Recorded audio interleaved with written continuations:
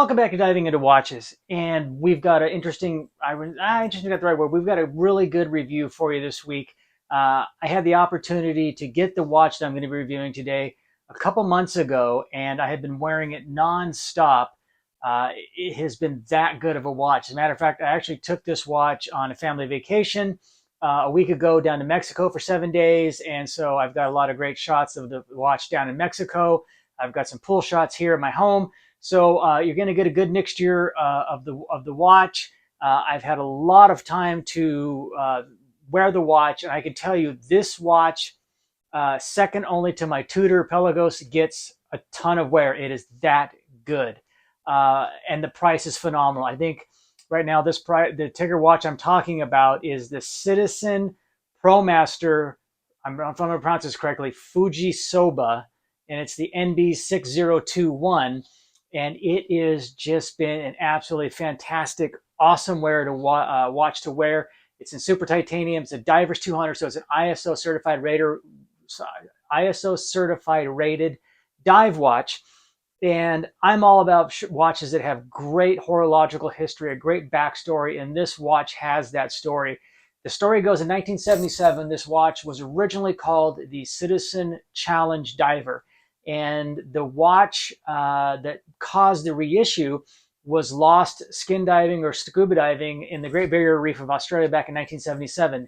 In 1983, the story goes, a gentleman was walking along the beach and he saw this barnacle, and I'll put a picture up of it so you can see what it looked like, but it was a watch inside of a barnacle. Well, it turns out it was the Citizen Challenge Diver watch. And I don't know if he sent it back to Citizen or it went to a watch place, but I think Citizen has this watch in their museum, but they were able to wind the watch and the watch started. So you figure from 77 to 83, it had sat on the bottom of the Great Barrier Reef long enough to be encrusted in a coral, and it still functioned. So what a killer backstory. So they obviously did a reissue and they released it, correct me if I'm wrong, but I want to say it was August 15th of 2022. So the watch has been out not quite 2 years yet. And I've seen a few videos of it. I've seen quite a few videos on YouTube. But a lot of watches get a lot of videos when they first come out, and then you don't hear any more about them. And then I haven't seen a whole lot of it covered on Instagram. I am going to start a whole series where I do a review 1 year or 2 years later on the watch that I do review, because I don't see a lot of YouTubers going back and giving you a long-term update. So that's a whole nother story for another time. But the backstory is phenomenal. The watch has been incredible to wear, extremely incredible. Two things I'm not real big on about, and I will touch it on the bench, but nothing that would make this a deal killer, a watch that I would not want to get.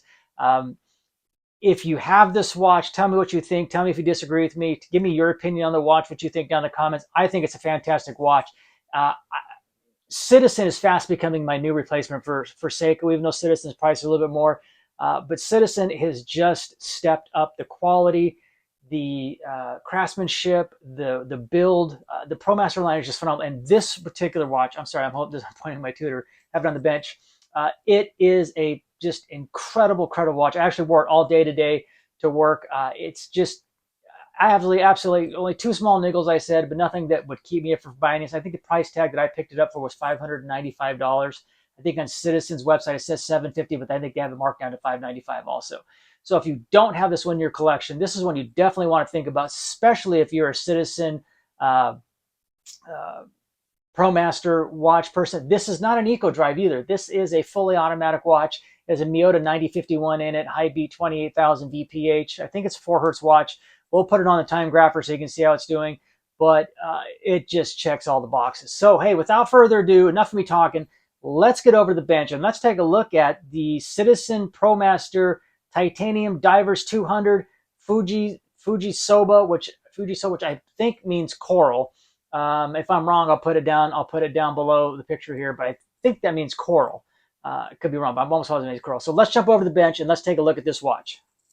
Okay, here we are over on the bench. But before we get into it, this particular Promaster comes in this cool little scuba tank.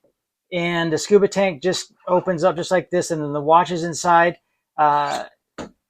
It's cool, and it's got it's just one of those cool little things. If you got in a Promaster, they come in a little scuba tank. It's got the the island of the of Australia.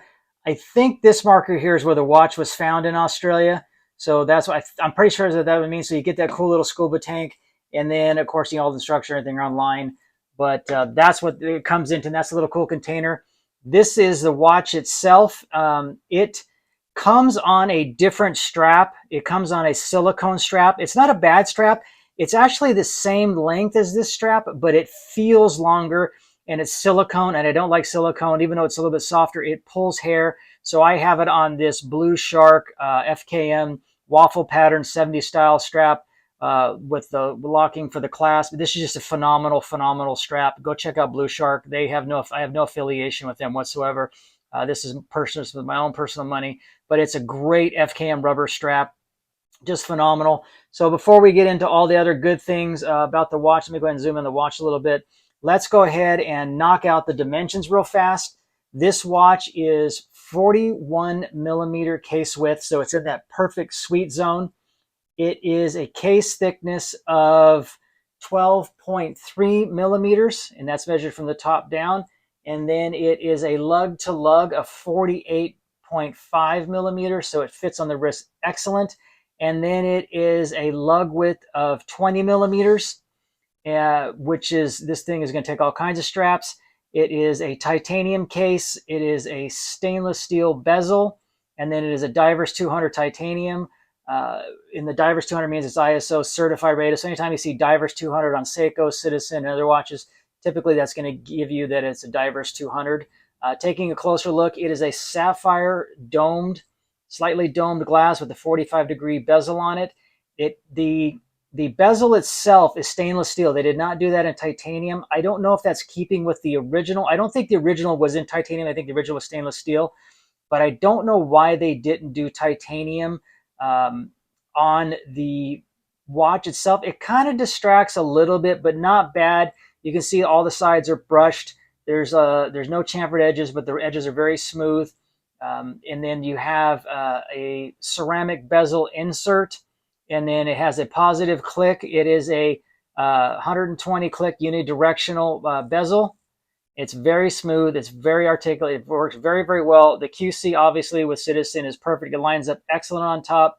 It has a mild anti-reflective coating underneath. Nothing that's stellar to write home about. The indices are applied. The Citizen is applied, and then automatic Divers titanium is printed.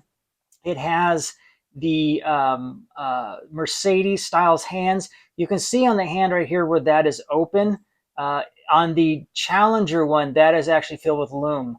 Was filled with loom, and I think in the picture it's gone, but that's kind of a nod back to the Challenger watch.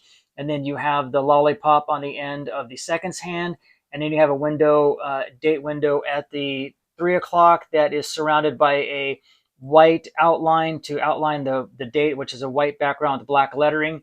And then you have loomed indices, and then you have loomed pip and then loomed hands, and we will definitely do a loom shot. Flipping it over on the back, it is a titanium case on the back, and it's got your typical information, Japan movement. Obviously, all the Citizens always say to only be serviced by authorized service centers. It gives you serial number. It gives you Divers watch, 200 meter. Duratech is the coating. They put an extra coating on top of it to keep it from being even more scratch resistant. And then it says base titanium, and it has sapphire. This watch is on the quick release straps right here. Looking at the crown, it is a Citizen logoed crown. This is going to be where my one gripe is. This crown is much smaller than the original crown on the Divers, the Challenge Diver, the Citizen Promaster Challenge Diver watch originally. Only thing I can think of why they went so, it's such a small one. It's kind of it works. It functions very nice. It's not hard to operate. It's a screw down crown. It's comfortable, but it is rather small. And the only reason I can think they went with that size of a crown is they didn't want to retool for this watch, so they just used an existing crown that they already had and just put it in its place. But that would be probably my only major complaint is the crown is a little on the too small of side. And then I wish they would have done the bezel in titanium. That would have been nice. Like the Tudor's all in titanium, and most of the watches I have, they're titanium. The bezel's also in titanium, but that is not going to detract me from buying it. The sweep is absolutely perfect. It's just movement is super nice. It's extremely comfortable. Absolutely no complaints about this one, other than the little small size bezel. I'm sorry, crown, and then you have the stainless steel bezel right here. It's also an anti-magnetic 1600 gauze or whatever it is, but it's an anti-magnetic internal parts too, so it's not going to be greatly affected by any magnetism. And then the Miyota 9051 automatic movement inside is minus 10 to plus 20 seconds a day. We will put it on the timer to see how it's doing, but for right now, let's go ahead and hit it with the blue light, and let's take a look at the lume shot and see how the lume looks. Well, as you can see, the lume is fantastic. Citizen always does pretty darn well with their lume. I didn't see if it was super lumen overbright or CGWB or what lume it was on the website. I'll see if I can get that. If I can, I'll make sure I'll put it down below. But you have the lumed pip at the 12 o'clock, and then you have the indices that are lumed. You have the hands, the Mercedes hand and the baton hand that is lumed, and then you have the lume pip on the end of the seconds hand. The lume lasts quite a while. It will last through most of the night. It'll obviously fade over time, but 3 or 4 hours from now, you will still have some lume and you can still see it. So it will hold, but it's nothing like a tritium lume or a Seiko lume or even the Tudor lume, which is phenomenal. But this one does very well. I like the color. It's kind of cool. You can see next to the Tudor's more of a blue, and then this is more of a bluish green color. I think the lume is very good. So let's get the lights back on and let's throw this on the timer and see how it does also. Okay, here we go. We have it over on the timer. I had to set the lift angle to 51. And you got to, right now the first test is plus 6 seconds, 259 and a 3.8 beat error. Second test is plus 3. Fourth test is plus 3. And fifth test is plus 5. We'll let it go one more time. The beat error, it definitely needs to be adjusted. Plus 4. And then the next test is plus 4, plus 4. And the final test is plus 4. So we got a plus 4 seconds per day, which is perfectly excellent. I have zero complaints about that. Amplitude is 262. The beat error is a little off at 2.6. I could probably regulate that out, but I'm not too worried about it. I'll keep an eye on it, and if it becomes much of an issue, I'll crack the back off and I'll regulate it because this is a regulatable movement. But overall, I'm extremely happy with those numbers. The beat error I'd like to see a little bit better, but I'm not going to complain with plus 4 seconds at all. So on the time grapher, it's looking pretty good at plus 4. Absolutely no complaints. I'm going to go ahead and pull off my watch and give you some wrist shots of this one. And I'll make sure throughout the videos, if you've probably already done it, but I've included wrist shots, Mexico shots, some outside shots and pull shots, etc. But before we do that, wristwatch check. This is my Tudor Pelagos FXD, and I have it on Watches of Espionage, this hook and loop fastened Velcro strap. It's a single pass-through Velcro strap. Phenomenal strap. I love the strap. I love this so much. I ordered one in black also, and a couple sizes difference for another watch. But if you want to check out some really cool stories about watches from the military and espionage side of life, go over to Watches of Espionage and check out their stories. I have no affiliation with them whatsoever. I just follow the newsletter, and the guy who does the watches and writes the letters and the stories and stuff, he is a retired case officer for the CIA, and you'd be surprised how much watches play in the military and espionage world. So, but this was one of my grail watches. I still have not done a review on this one. I've been getting thorough use out of it. But let me go ahead and pop this off, pop the Citizen on so you can see what it looks like, and then we'll go on from there. Okay, here it is on my 6 1/4 inch wrist. It fits absolutely perfect at 48.5 lug to lug. You cannot go wrong with this watch at all. It's going to fit a lot of wrist sizes just right. So even from the smaller wrist size, it's going to fit fantastic. You know, anything up to 7.5, you're going to be just fine. At 41 is a perfect sweet spot. It just, as titanium always is, it's just super comfortable. And being on this FKM rubber strap Blue Shark is just incredible. I love this watch. As I said, I wore this one all day today, and I wore it the bulk of the time. I rotated between this one, my tutor and I took down my Marathon G-SAR. I rotated between those three watches the bulk of the time, and they just did it up. I wore this one a lot to the dinners and stuff because it dressed up a little bit better. But you definitely got to check them out. Taking away from the stainless steel bezel and then the small crown, it's still just a phenomenal watch. Other than those two things, this one will stay in my collection. I have been thinning the collection out. This one will stay in my collection for sure. So let's go ahead and head back over to the studio and give you my final thoughts on the Citizen Divers 200 Titanium Promaster NB6021 Fujitsubo. All right, so there is the in-depth review on the bench and the backstory of the Citizen Dive Master 200 Titanium Fujitsubo. And this backstory, I was kind of laughing because my backdrop is Godzilla here, and I just thought that'd be kind of, this was the watch to go looking for Godzilla. This would be it. So I just kind of funny that my screensaver popped up as Godzilla. I think this is a fantastic watch. Let me know, do you have this watch? What do you think? Tell me your opinion. Do you think it's a good watch? Do you have it? Would this be one that you'd look at? What do you think of Citizen? Do you think Citizen now is reaching the point where it's a better quality watch than Seiko, and that you're better served by picking up Citizen watches because they seem to like keep pushing the boundary, putting out new watches? It'd be really cool for them to step back into some of their old catalog and bring some of those ones out there. But this particular watch, it is phenomenal. Other than the screw down crown is just way too small. As I said earlier, I think they just did that because they could pull parts right off the shelf and put it in there without retooling it, because the original one was much larger, and I would have liked to seen the bezel not in stainless steel, but in titanium to give it that overall total feel. But the watch is elegant. It is dressy. It is classy. You could throw this on a black leather, strap, and I think it would dress up perfectly. I almost think that if James Bond was to wear a Citizen Promaster, this would be the one he'd wear. And I think it's just a phenomenal watch. For $595, $575, I think you get a lot. You get the automatic movement, you get the titanium, you get the 28,000 BPH, you get the ISO certified Divers 200. I've done a lot of water time with this one. It holds up phenomenally from the ocean to the pool. It's killer. As far as wearability and comfort, it's right up there with my Tudor. Is it to the level of the Tudor? No, but if there was a Tudor equivalent in under $1,000, to me, this is it. This one is phenomenal. I just totally love this watch. I've had it now going on 2 or 3 months, and it's just getting such a ton of wrist time. So I would encourage you to go check out Citizen and see what you think of this one. Pick one up. I don't think you can go wrong.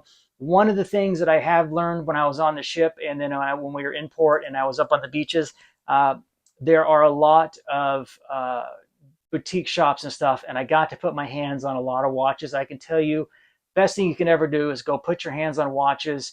The pictures you see on the internet never give a watch the same feel as when you see it in person and putting it on your wrist.